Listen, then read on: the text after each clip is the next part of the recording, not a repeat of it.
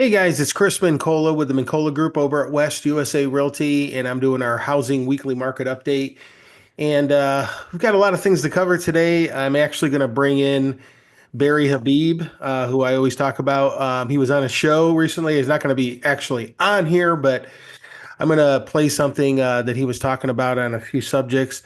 Some of the things that we hear a lot about right now, back and forth, rather than just hearing from me all the time, I thought it'd be great just to have him come in and see this back and forth, these questions from a younger person who has concerns about the housing market and what's going on. And one of the podcasts he was just in recently. So I'm going to start here by sharing my screen. And let's go ahead and jump right in. Let's get rid of that. Let's go over here. Let's not jump ahead yet. So first, I wanted to dispel a few things with some of the articles that are out there right now. Keep in mind, please, there is so much clickbait out there. There is so much doom and gloom out there. It is just something else. Um, we're gonna talk about this. Barry Habib's going to get into it a little bit in one of the clips I'm going to show for you, but um, this is actually pretty relevant, and I even ran it by Logan Motoshami over at Housing Wire personally, so we could get his take on it. And he said, "Yeah, because he tracks his stuff daily. We call him the Chart Daddy, just to nerd out. But he tracks his stuff daily, by the minute. He puts out a weekly tracker on all this stuff, and it says only. This is from Redfin. Again, could take it with a grain of salt, but they do have a lot of the data, and it says only 28 out of 1,000 U.S. homes changed hands this year, the lowest turnover in decades. Okay, so when it comes to this chart, he says, of course, turnover is low right now. But when we look at the Phoenix market, it's interesting because we're actually having more sales this year. We kind of overlapped a little bit at the beginning of the year around February, and we actually started out below in January for the number of actual sales, home sales. But we're actually climbing up over last year. We're running at right around almost, let's see, just over 73,000. Let's see, about almost 74,000 now when this comes out. But that is actually way over last year. Last year, let's see, by the end of the year, we were at almost 72,000. Now it's lower than it was in 2023. So for our market, we're actually seeing, an increase, which is good. Um, but I just thought, dispelling this a little bit, take it with a grain of salt because it's kind of bringing in all property types from everywhere across the country. And some areas are going to have, more turnover than others and less turnover than others and so much, so on and so forth. But this is saying, this is the lowest since the mid 1990s as far as sales across the country. But in our area, sales are actually up. Not saying they're a breakout, but they're actually up. Okay. Um, Here's another article I wanted to briefly go out. You may see a lot of stuff out there right now. National Association of Realtors did a survey, and surveys usually a lot of times are junk. And I would say, even though I'm a part of the National Association of Realtors, this is a junk survey. And the reason is they actually sent this out to about 170, is it 170? Let me see my show notes here. 173,000 recent buyers, 6,000 responded. And it was a 120 question survey. Okay. So about 3.5% responded, 120 questions. That's probably part of the problem right there. But these first time home buyers, it's saying follow historic low, and again, Logan Motoshami, Barry Habib, they kind of address this too, with the fact that it is not to say the affordability is not tough, but when you have household formation, two people together, that's how they're able to actually purchase a home right now, along with the buy down rates, especially with new builds and even with resale homes. There are assumable mortgages out there, but a lot of times the first time home buyer is not going to be able to do that because you need a lot of cash to do an assumable mortgage. So right now, a bigger thing are the buy down rates and the arms. And Barry Habib's actually going to touch on this here in a second. It's not the arms like we had back during a crash. Okay. These are much different, and he'll kind of talk about that. You'll even see somebody talking about it who has no idea what they're talking about. But you know, when we look at other data sources for this, and the way it's tracked, uh, this number would be higher. It's probably closer to around 30%. Okay, and the median age, again, you got to, when you're dealing with medians, kind of got to be careful with the median thing. But it's probably closer to 30 to 35 is probably more of a normal number according to my sources. So take it for what you will, believe what you want. Affordability is definitely an issue. Nobody's saying it's not. Insurance is gone up just like everything else, along with the interest rates. Although the interest rates are down now, your out of the box mortgage right now is going to be almost $300 cheaper than it was last year at this time, or even more. But even since the beginning of the year, it's down about 290 bucks. So that's good news. Another thing I wanted to point out was the foreclosures are going up. Actually, they have gone up since COVID, of course, but when you look at this was the crash years. Of course, they were way up then, and you had people that were not just selling houses, they were losing houses and not buying anything. And you had, before you had pre-qualified mortgages, things were much different. People didn't have as much equity. People now are equity rich. Almost half people in the country own their homes outright. Most people have at least $300,000 in equity in their home. Totally different picture. But when you take into consideration where we are right now, we're actually at about 20-year lows. So again, a nothing burger. There's a lot of clickbait out there. You got to be real careful what you're listening to and what you're taking in. This is another one. Um, the old the old buy versus rent rule is officially dead, according to Yahoo Finance. We break it down. Again, I brought out, and I'll tell you exactly what he said. I brought out Logan Monashami on this one, and I asked him directly. I've got a way to message with him. And he said, home buying articles are useless and nobody ever follows any models. And he's really big on models. Obviously, he's an economist, meaning that, different parts of the country are going to be different. Everybody's situation's different. And they're trying to say in this article that, the new average across the country, it's going to be more in certain areas, like if you're in San Francisco or whatever. They're trying to say that, if you're going to live in a house for 7 to 9 years, it might be worth owning versus renting. And the average has always been about 4 to 5 years. And that's basically what we try to tell people. If you're not going to be in a place for 4 to 5 years, don't buy a house. Pretty simple, right? It's more of a long-term thing. But homeowners are 44 times more wealthier than a renter. Okay. And it's not a one for one, which you're going to see Barry Habib talk about when you talk about increases in your incomes even. Okay. So the well, let's jump right in before we get into interest rates and everything. Let's jump right in. He was on the Patrick Bet David podcast, and here's what the conversation was like. Like the number of votes that Cuomo got. I'm not saying that people are coming to the polls saying, "Oh." By the way, they were talking about Mondami winning the mayoral race in New York. Just to sum it up, it's going to be good for a lot of different places, but especially Florida real estate, Connecticut, different places like that, even Phoenix. A lot of people are figuring, people are going to be moving out of there. You may even see some shifts in not only a lot of businesses, but a lot of Wall Street firms and stuff. People are talking about long term, depending on how bad the crime and business climate get. So we'll see how far he can get with some of the communist stuff he's going to try and do. That's totally against capitalism, which is why people are talking about these sorts of things. Free rent for everybody and all that sort of thing, which never ends well. Hopefully they can keep food on the shelves.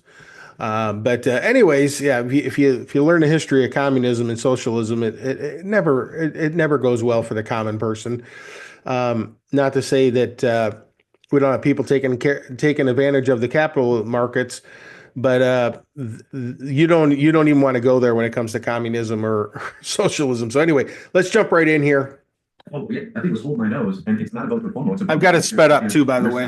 Yeah, but this is gonna be bad for Florida. I mean, there's only 220,000 open homes for sale right now, and then there's 385,000 millionaires in New York. Like right now, it's insane. Like look at $1 million house down the street from here, or any average looking house, it's like $1 million, and then for 500,000, you get a concrete box. So no, I think it's like between cutting rates and this, it's gonna be a bad situation in Florida for real estate. Yeah, so you think cutting rates, and so what you're saying is Yeah, the market's going to go up, valuation's going to how go could it up. not? I mean, it's like every single time we cut rates, price of houses and asset prices go up. I mean, it's like a law of nature. Okay, so how do you feel about that? What do you think about what we're saying? I see it differently. I think that across the United States, you have about 67% of people own homes. So prices going up is a good thing. And of the remaining 33%, at least half of those are not in a position where they're going to be truly in even the market to buy a home. The 16-year-old working at Wendy's, God bless them, but they're not truly in the market to purchase a home.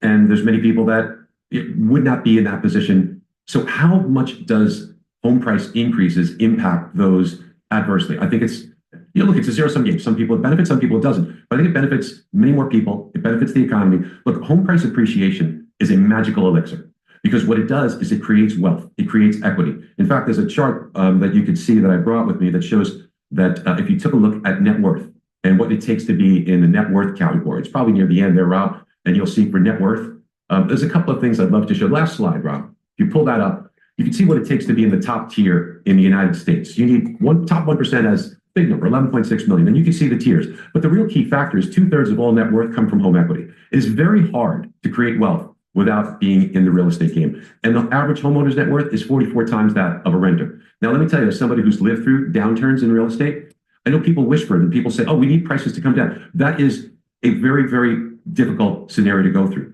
Because from a mortgage side, you can't get a mortgage easily because the appraisers put something called the negative time adjustment. So you say, okay, I could do it with 5% down or 10% down, but the appraiser says this property is going to decline because home prices are coming down. So you need to put 15%, 18%, 20% down because we're anticipating the price to decline. Makes it very, very difficult. Lenders tighten up. The whole market seizes, and then people don't want to buy a home if they see prices coming down. They're afraid. It's just like the stock market. People buy more stocks as it's going up. People should be buying when it comes up. They don't, right? It's the only things that when they go on sale, people don't want them. There's real estate and stocks, right? So what happens is that psychology, it materializes through the economy in general, and it slows the economy dramatically. And then think about home equity. Home equity is something that is also magical. You can pull on it. You can pay off your debt burden. You can invest with that money. When you sell your home, it can be your retirement plan. So look, while I completely get what you're saying, and you're 100% right, we don't want runaway appreciation. But I think to see prices come down would probably be worse than that. Well, we're not in a sustainable place right now where it's like, we talk about all the time in the 70s, it was 2.5 years of an average salary to buy an average priced house. Today, it's like 8 or 9 years of an average salary to buy an average priced house. And I see what you're saying about the 65% that own houses in the country, but I think you're overlooking the core part of the economy, people ages maybe like 20 to 40 who are looking to buy a house who, I mean, it's a stretch to buy an average priced house right now for a lot of those people. So is that a healthy place to be in where the core of your economy, like the young to mid-age people can't afford to buy a house? It's clearly a problem because what has happened. So you're right there. It's clearly a problem because it used to be the median age of a first-time home buyer was between 32 and 33 years old. Today, that's gone to 40. Yeah. However, there's only 3 levers you could pull for affordability, right? This is not a magic formula. Prices come down, which I just explained why that's not good. The second is interest rates come down. And remember, we have had quite the shock going from very low rates at around 3 up to 8, now back in this, let's call it 6.5-ish range, 6.25. So, there's been quite the shock there, along with prices rising. The third is time. And the reason why time is because incomes do rise over time. You don't need all of your income. Pace, though. You don't need it at the same pace because you don't use 100% of your income. You can't do the simple mathematical equation and say, okay, so incomes are rising at 4.6% to 4.7%. We just got these numbers this morning from ADP. And home prices are rising at the same level, so you're not gaining ground. You are gaining ground because you only use 1/3 of your income. So that additional disposable income actually helps you gain traction. The math isn't a 1-for-1. If you get, for example, 2% rise in income, you can withstand a 4% price rise and still be neutral because of the relative difference, and you don't use all. You're talking about like the time decay of the mortgage where you're paying less over. No, it's just that when you figure out your allocation of your income, you're only using let's call it 30% of your income to purchase a home on your mortgage or home payment. So you don't need you get 5% gain on overall income, that's more than what you need for the increase in home value. Yeah, but I mean, how do you apply that to like back in the day though, where like I said, it's 2.5 times your income versus 8 times your income? Okay, so You don't get as much house as you used to. But you always have to be careful when dealing with medians. Medians is a very dangerous game to play because once again, if you look at median income of everyone, that's one thing. But if you say of those who are actually able to buy a home, let's exclude the 16-year-olds, let's exclude the 19-year-olds, then the median income becomes much greater when you say those who are actually qualified. I'm completely in agreement that affordability has gotten worse. What I'm saying is there's a lot of clickbait out there that make the picture look a lot worse than it truly is. All right. So let me go maybe to this question here that we got from Yahoo Personal Finance. Is now a good time to refinance your mortgage, right? With everything that's going on with interest rates. You're hearing Lisa, who is coming out saying, Lisa Cook signals that rate cut is not a foregone conclusion, whether they're going to do it or not. Rob, I think you got this clip as well to play by Lisa. But in regards to refinancing your mortgage today, I'm going to read this story to you and then I'm going to come to you. This is from Yahoo Personal Finance. Is this a video, Rob? Yes. Okay, play this clip, then I'll read the story, then I'll go to Barry. Go ahead. We got some breaking news from Washington Fed Governor Lisa Cook, who is speaking in D.C. Steve Leisman has those headlines. Steve. Thanks, Brian. The outlook for Fed policy continues to be somewhat confusing, with Fed officials offering different forecasts from each other, and even some officials taking both sides of the argument. Lisa Cook, speaking in Washington, said that she supported the decision to cut rates last week, but says downside risks to employment are greater than upside risks to inflation. However, she says the current restrictive policy is appropriate given inflation above the 2% target. Every meeting, she says, including a December meeting, is a live meeting. Meanwhile, San Francisco President Mary Daly said the Fed needs to bring down both inflation and support the job market. We need to continue to put downward pressure on inflation and keep our policy modestly restrictive, but not hold the reins so tight that we injure the labor market unnecessarily and give people lower inflation, but fewer jobs. Okay, so is this, I thought it was going to be just going straight to the clip. Is this a good time for me to refinance my mortgage today? Yeah, it's an excellent time if it makes sense from a rate perspective. For the last 3 years, two things have happened. People have taken out mortgages at higher rates, but also approximately 59% of them, when they purchase a home, they use something called mortgage insurance because they put less than 20% down. Now, thankfully, we've had home price appreciation. One of the great things about it is now you could refinance your home to a lower rate, you could save the delta in rate, and then you could either reduce or remove the mortgage insurance, which means that you can actually save hundreds of dollars. Most people don't look at the mortgage insurance savings that they could get also in conjunction with rate. So yeah, I think it makes an enormous benefit if you could save $300, $400, $500 a month to refinance that. It's real money. And for those people who say, well, maybe I'll wait because rates will come down. I do think rates come down as well. Okay, nobody knows for sure, but I think there's reason to believe we will see lower rates on mortgages. But if you wait to get that extra $30 or $40 a month, it means you're losing the $300, $400, $500 a month savings you could be taking advantage of now. Got it. Okay. So, and then the other question I'm going to come to you is this one. Risky loan from housing bust era is making a comeback. Okay. If you, Rob, is this a clip that goes into it? What's this clip about, Rob? If we, This is another Yahoo Finance clip. Is it immediate getting into it? Okay, go ahead and play this clip. Yeah, this is good. Well, adjustable rate mortgages, which fell out of favor in Yahoo Finance, guys. Yahoo Finance.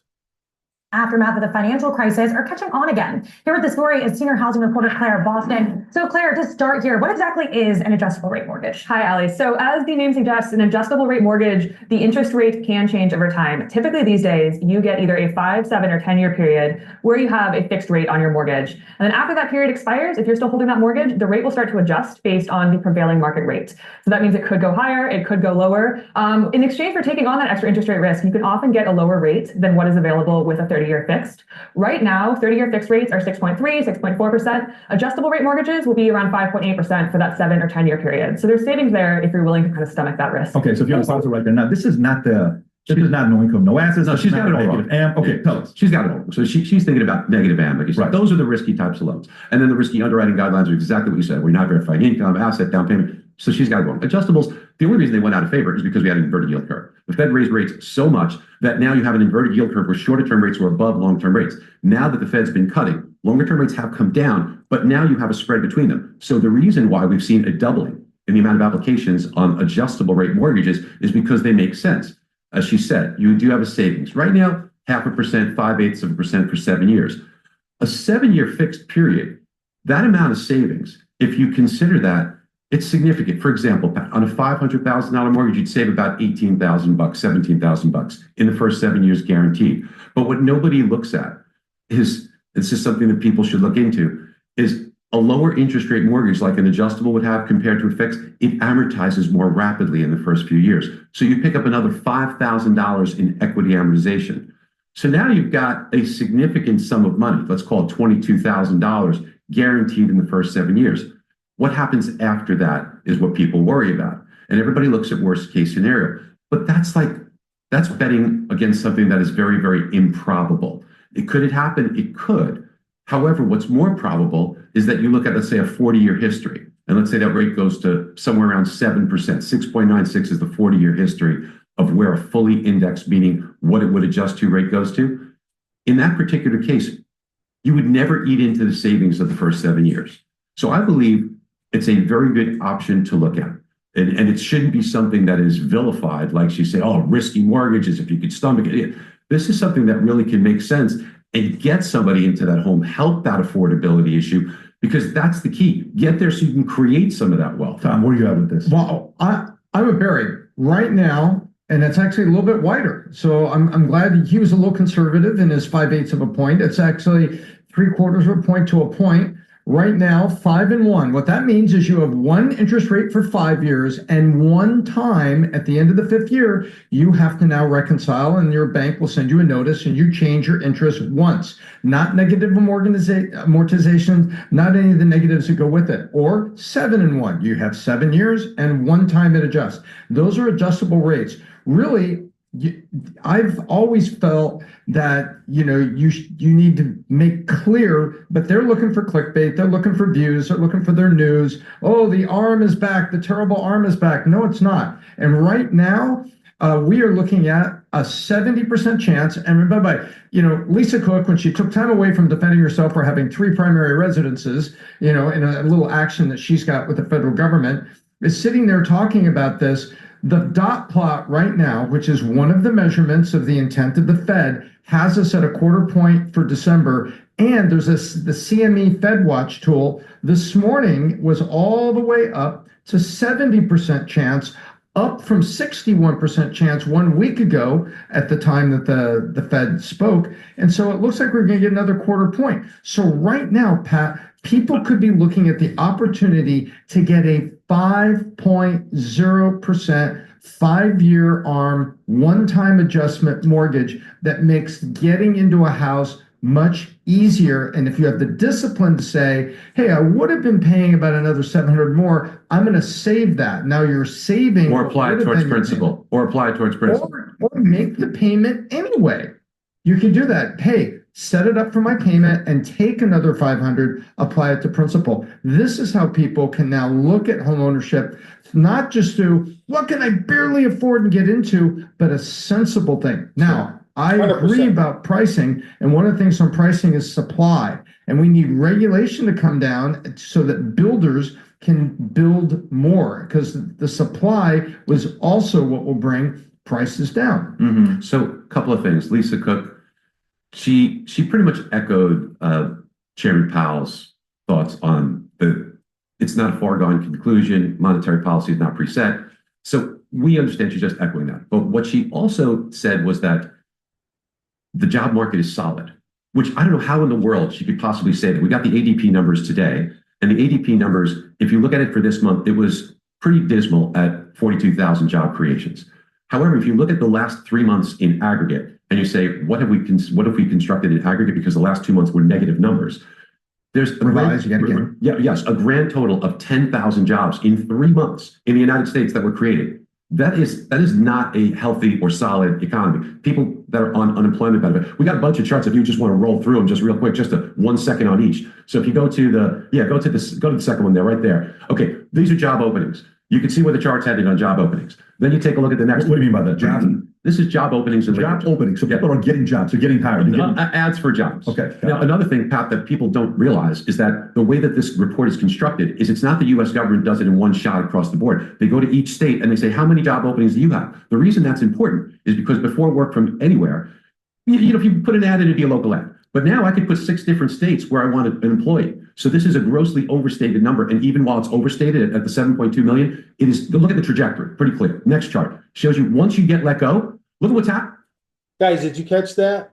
Did you catch that? People who are remote workers, that is a huge piece of that. Again, you got to really dig into this. It's not just some quick or AI, let's just throw it together thing. And this is the issue with Powell and Lisa Cook and all the other, people who are, running in the antiquated models at the Fed.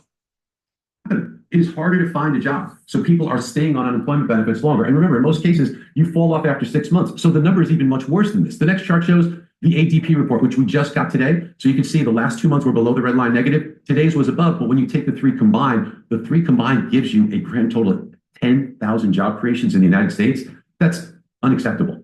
We have a very big concern in the labor You're market. making the argument to say lower the rates. They have to lower rates because we are so by how much? By 8 point or 2? So there's a formula for it. There's a formula that says you take the rate of inflation and then you take something that's a little artistic. It's called R star. And Tom knows exactly what I'm talking about. And R star, Stephen Myron, who is a Fed governor, appointed by Trump, he thinks R star is 0.1. You take John Williams, the New York Fed president, he says it's 3/4. Most people in the middle. So even if he said it was 0.5%, okay? So that means that the neutral rate for the Fed funds rate would be at 3.4. So we're roughly 0.5% above neutral. But I think the way that you started at 2.9 is fictitious. And here's why I think when everybody says we're obsessed with inflation, it's too high, I believe that they're absolutely wrong. They don't understand how to read it. Some quick things. Rob, would you mind possibly pulling up the very first chart? And here's the rate of inflation as measured by the Fed. They look at personal consumption expenditure, PC, they look at the core rate, they say it's 2.9, we need it to be 2. It is too darn high, right? But when you take a look, even Chairman Powell says tariffs, they're not inflation, it's a one-time price adjustment. Now, Chairman Powell thinks it could be up to 0.5%. I'm being conservative, 0.3%, so that's an overstatement. Even the Fed chairman agrees that there's an overstatement. OER stands for Owner's Equivalent Rent. Pat, this is the most ridiculous thing out there. And Tom, you know how this works. This is a survey. So a survey, and here's the literal question. If you own a home, the question is, how much could you rent your home for today, unfurnished? We talked about this last week, guys. I talked about this for months, like a year or two. This is huge what he's going to be covering here, and the fact that they're not counting the jobs data correctly, whether it's politically motivated or not, it's not being done correctly. And without utilities. Pat, I don't know how much I can rent my home for. Okay, I don't know who does. Okay, and then measure the change month to month. It's insane. But yet this makes up 1/3, by far the largest component in CPI and 14% of PCE. The number that people and they use Zillow estimates, and Zillow will tell you that they cannot describe how they do the rent conversion. Because you look at how this house for sale would rent for this. They can't describe how they do that. But they do have good data. So, for example, the survey that the Fed looks at and uses and the BLS uses says rents are going up at 4% a year. This methodology has been in place since 1985 without a change. Now, in 1985, you didn't have Zillow, you didn't have Apartment List, you didn't have Cotality, you didn't have the data from Fannie Mae. All of those things say it's actually sub 2%. But if you take 2%, the difference between 2 and 4, it's enormous because that means that on PCE, we're overstated by 0.3%. It's just a BS number. And then the worst one is portfolio management, and nobody looks at this thing. Portfolio management, if you put your money in with a fund, mutual fund, or with a broker dealer, whatever it is, let's say they charge you 1%. Now, if they went from 1% to 2%, clearly that's inflationary. But if the stock market's going up and you're making more money, but as a result, their 1% is a greater amount, the BLS says that's inflation. How could they possibly say that? Think about it in reverse. Think about it if we had really bad inflation in the supermarket. Here I am, I go shopping, and I look, oh my gosh, all this inflation. And then I come home and I open up my mail and I see my statement, and let's just say in this case, the stock market's tanking. And because the stock market's tanking, my portfolio management fee is less. Now the Fed comes out and says, you know what? There is no inflation because we got the offset from portfolio management fee. I mean, think about the ridiculousness of this. So inflation right now is really at 2%. That's at the Fed's target. So the Fed should get off their obsessiveness with. Guys, did you catch that? It's inflation is actually at 2%. This is what we went over last week. This is what using these antiquated or political models or whatever they're doing behind the scenes is garbage at the Fed. Garbage.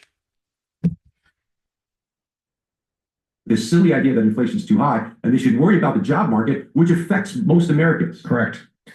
Yeah, but I wonder what percent of this is attributed to the Fed's rates being too high. I mean, don't get me wrong. I think that it's crazy the way the Fed does things. I think they're politicized right now. But we saw this chart on Bricker shows the other day that shows a deviation. Normally, job openings track the S&P 500, but since 2022 they deviated. If you get onto that chart, it shows like half of it shows the job openings that you show, the other half of it shows for the first time that the stock market's going up while job openings are going down since ChatGPT was created. So do you think some of this, with the job openings being less and less, could be because of automation? Well, clearly AI is definitely going to continue to have a big impact. We all know all the big headlines, right? So we know that we're going to see AI replace a lot of jobs. Yeah. And obviously there's going to be some individuals that are going to be impacted by that, unfortunately, right? So would a simple rate cut fix the job opening problem? I guess what I'm asking. What it does is this: it can improve economic conditions. The reason it does that is because if you bring interest rates up, people slow down their buying because people buy with monthly payment, and a higher monthly payment, I'm going to buy less of it. Lower monthly payment, I'll buy more of it. If you stimulate the economy to a greater degree, you may create more jobs potentially to offset some of the losses from AI. So will it stop the AI losses directly? No, but will it offset by economic conditions improving and allowing jobs to be created? Yes. But what is your solution though? Okay. Yeah. So I'm curious, when you look at this chart yourself, that shows S&P is climbing, but job openings is decreasing. How do you process this? I think we're in uncharted territory here. I think that I'm not a big fan of government intervention, but I'm also not libertarian because I think there are some useful cases for the government. I think this is something that is going to require a lot of thought and attention to avoid like a UBI situation being necessary, because like how do you get around this? Like jobs are becoming more useless. There are a lot. Okay, guys. So because the dual mandate of the Fed is, full employment and inflation, that's why I wanted to make sure we kind of looked at that and some of the stuff on the arms. Again, you don't even have to do the arms, but that's an option. There's buy down rates that you can get fixed from day one, or the first, second, maybe third year is bought down. I'm seeing rates, we're negotiating them for new builds, resales as low as 1.99 when you buy a house. Second year, maybe 2.9, and then 3.9 if you're going into a third year with it. And then that's it. It's fixed at that rate. Or you just get, a buy down concessions from a seller a lot of times right now. And we're negotiating that in the deals where you're getting maybe, 100, or 1% lower rate, possibly 2. So, I mean, these things are available. If you want to explore them, I'd love to be able to talk to you about them. Again, assumables are out there. It's just, it takes a little bit longer to do an assumable mortgage, and you have to be a little bit more, you have to have some money to put into that, because you've got to basically buy into the, difference there of what's the person has in the equity. But anyway, the loan officer can go through that with you more. But I hope that was helpful. I tried to speed it up so it wasn't any longer than it needed to be. Let me get out of this here. Okay. So moving on, but that was huge, guys. If you have any questions on that, let me know.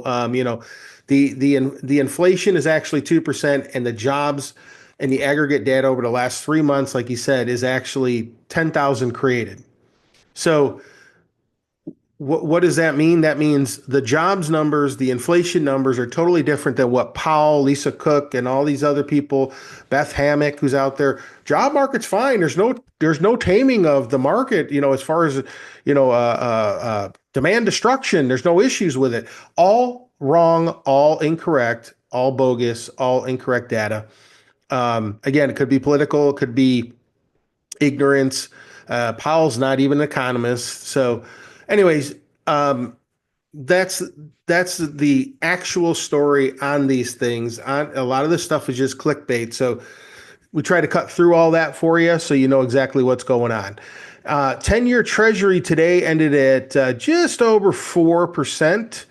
Again, the new model on this is the historic model is going to be about 1.6 to 1.8. That was actually updated from 1.75 to 2. Difference between the 10-year treasury and where we should be on the mortgage spreads between the 10-year treasury and 30-year. Historically, it's been around that 1.75 to 2% difference between the two. So this tracks, 10-year treasury tracks with that 30-year. Now it's right around 1.6 to 1.8 with some updated data. So our mortgage spreads have gotten way better. If they hadn't, we would be much closer to 7% right now, if not over 7%. They've come way down. That's been a big difference in where we are in mortgage rates this year. So that's great news. That means, we're getting better interest rates just with mortgage spreads getting better. Okay. We'll also see if the LLPs, come in from the Fannie Mae. A lot of that's going to depend, on whether or not they go into, out of conservatorship or not. We'll see how that goes. I think we'll still get a portion of that. We'll see how much of an effect there is on the pricing for mortgage rates. Basically, that's just some of the costs associated with your fees and stuff. So that could be passed on to the consumer, which would be great.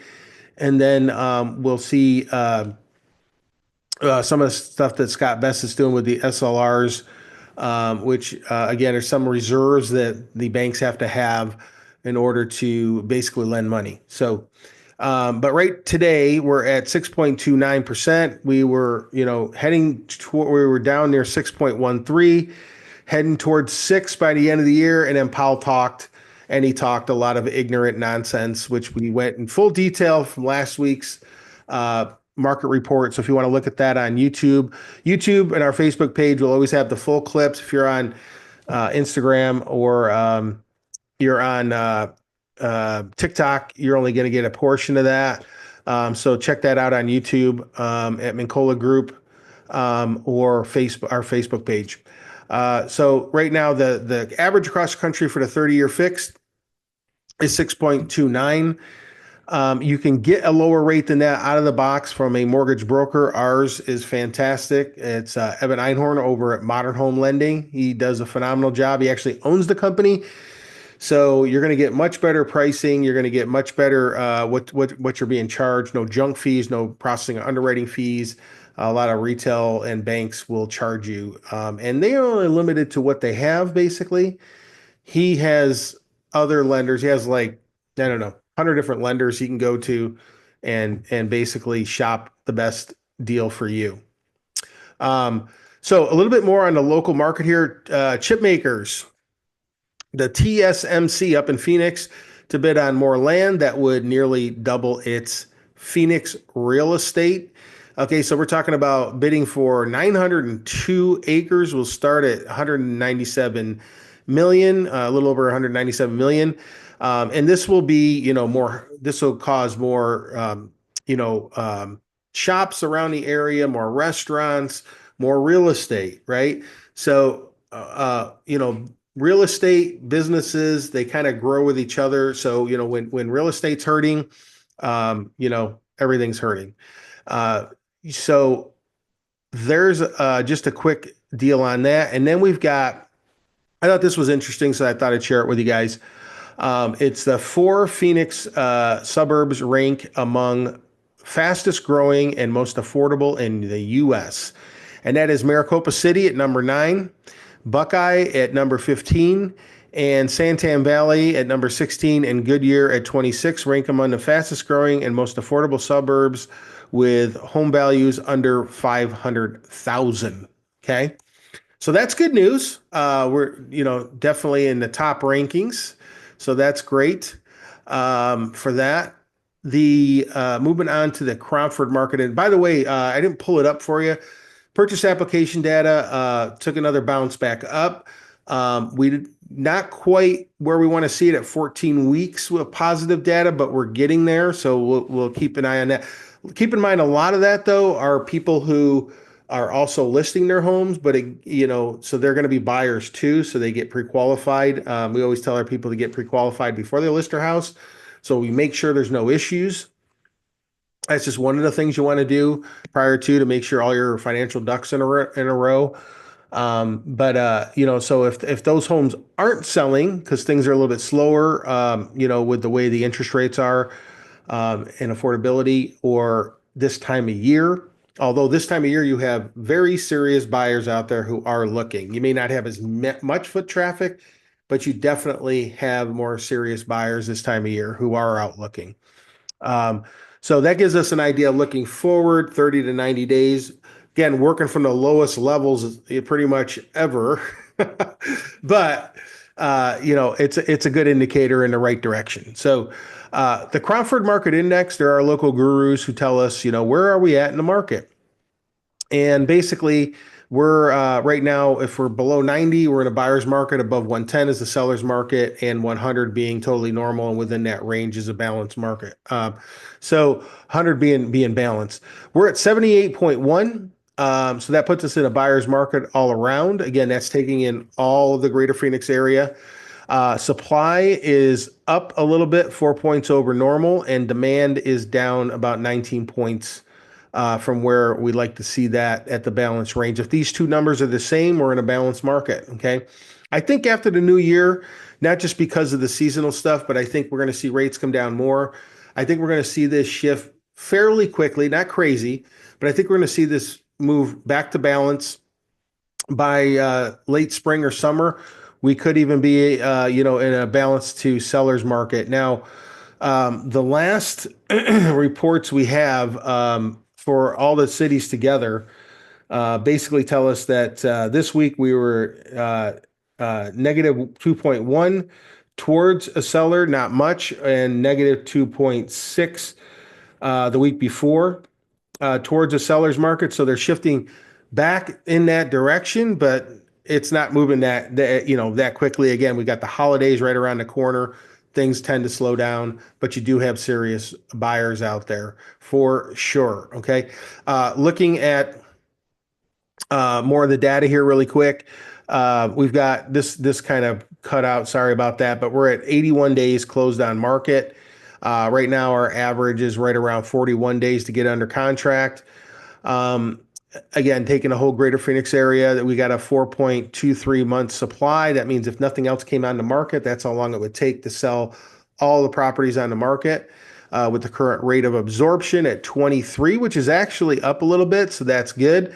We'll see that in the data here in just a second. The average list price is 750,000. The average sales price is 585,000. And the list to sales price ratio is 97.3. Normally, that number's a little over 98%. But right now, there's a little bit more going in the way of price reductions and concessions. Right now, you want to get a concession more than you want to get a price reduction. You're looking at, a $10,000 decrease in a property is going to give you somewhere around $82 in savings a month versus getting a buy down rate of, let's say, right around or almost 100 basis points or 1%. You're going to be saving, almost $300 a month. So yeah, big difference. So you want to have a strong agent that knows how to negotiate that. Even with a builder, we've been able to do some negotiating with our builder friends who, especially this time of year, are offering a lot of extra incentives. It's a great time to buy. A lot of times people don't want to move this time of year, but this is really the best time of year to get those deals, especially with builders. Okay. Inventory active is down just a little bit, which makes sense for this time of year, almost 1%. And then pending is up 0.7%, which is what we see with the absorption rate here. And closed units is actually down almost 1%. Okay. This number here for the pending kind of tells us where we're going to be in about, right around 30, let's say 30 days. Okay. Normal average escrow is about 30 days. Okay. Cash offers are faster, usually a couple of weeks. They can be, much quicker, but usually around 30 days is a typical escrow, especially when you have a loan. Looking at all the price ranges and price brackets, the days on market, and the percentage changes, and amounts of percentage of inventory. We can break it down even further here from 0 to 599,000. We've got 67%, just over 67%. 600 to a million is at little over almost 19.5%, not quite. And then a million plus is 13.4%. So there you have that. And then let's see, I want to make sure I didn't miss something here. Okay, we talked about the foreclosures.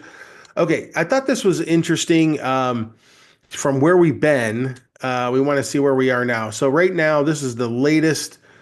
My screen just went nuts there. Sorry about that. If we look at the latest data, let me bring this down. Okay. Bringing in the latest data for you here as fast as I can. Okay, yeah, it is November 1st. Okay, I thought it was sooner. Okay. here's where we are right now. We're more balanced to warm market right now. Just kind of balance the warm. You do have one little hot area here. This is the contract ratio, what's actively for sale right now, what's under contract right now. This is even a little bit more current than that Cromford Market Index. We are in a hot market in Mesa at 85203 zip code. Beyond that, we're seeing more balance to warm areas. If you take it back just a couple of weeks here, you can see the shades and the colors change a bit, and you can see that we had a lot more cold or colder up here in this range over on the left there. See that, guys? So it's really interesting to see how this has developed over time as the interest rates came down. Okay. That's the big thing. Interest rates came down. So, if you have any questions, guys, feel free to reach out. I'm happy to answer any questions. Even if you're thinking about selling next year, let's talk now. We can get things prepared with the house, maybe talking to somebody in the mortgage world, put together a solution strategy for you so we can logistically get that done. You don't want to wait till the last minute to kind of talk about these things. I know people around this time of year, things slow down. You're not thinking about anything but the holidays. That's great. Love it. Time with family and everything. But if you kind of think ahead a little bit when nobody else isn't, take advantage of some of these things as a buyer this time of year. Just saying, you could end up with a deal. You know, you always want to buy low, sell high, right? Well, now's the time to really take advantage of that, because I think next year, as we learned about in the podcast there, when rates come down, it's not going to be an immediate thing. You know, usually it takes 6 to 12 months for any change to really take hold. But as these rates drop and Powell's reign of terror is over in May, we're going to see some really good things happen in the economy as rates drop. The Fed fund rate drops more. Again, it's not a one-to-one with mortgage rates, but it does have an effect. 65 to 75% of Fed policy, Fed messaging, Fed direction, whether they're hawkish or dovish, whether they're a neutral policy, whether they're an accommodative policy, which we might see some of that. Once we get some real data out there to the markets, markets have gotten much smarter over the last year or two. They're really not. You don't see quite some of this volatility that we used to see. I think you're going to see that values are going to continue to go up over time. I think you're going to see, we just don't have that overwhelming situation that we had back in 2008. So if you're worried about a crash, we're not going to have one. There's not enough inventory, pre-qualified mortgages. People have too much equity, all that. Affordability is certainly an issue, but as those rates come down and we get maybe a little bit more supply from the builders, they're never going to keep up. Okay, that's a fallacy. As we see, some of the regulations further and further drop off from some of these builders, you'll see prices stabilize even more because about 25% of that is made up in regulation. We're going to see an easing in a lot of things, along with energy costs, oil, all that coming down. That's great. And you heard what Barry said. Again, like I've been saying, you look at Barry, you look at trueflation, look at the true indicators of where inflation is, where affordability is, and some of these other metrics. I think we're going to see a great housing market again. So we're here to make housing great again. So if you have any questions at all, feel free to reach out to us, and we'll see you next time.